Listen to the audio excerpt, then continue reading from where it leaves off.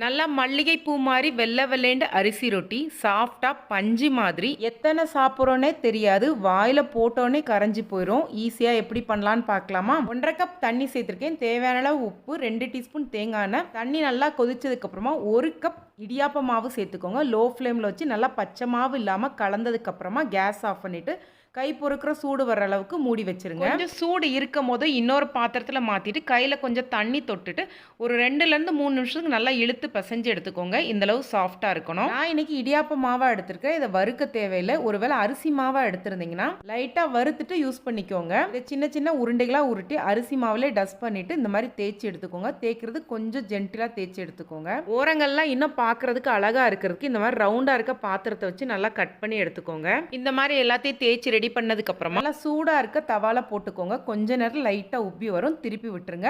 மேல இந்த மாதிரி லைட்டா அழுத்தம் கொடுத்தீங்கனாலே நல்லா பூரி மாதிரி உப்பி வரும். 2 பக்கம் நல்லா வெந்ததுக்கு அப்புறமா எடுத்துருங்க. இதை சுட சுட சாப்பிட்றத விட ஒரு 2லேருந்து 3 நிமிஷம் கழிச்சிட்டு சாப்பிடும்போது ரொம்ப சாஃப்டா சூப்பர் டேஸ்டியா இருக்கும். டெய்லி என்ன டிஃபன் பண்ணன்னு குழப்பத்தில் இருந்தீங்கன்னா கண்டிப்பா இதை ஒரு நாள் ட்ரை பண்ணி பாருங்க. டேஸ்ட் ரொம்ப நல்லா இருக்கும். நன்றி, வணக்கம்.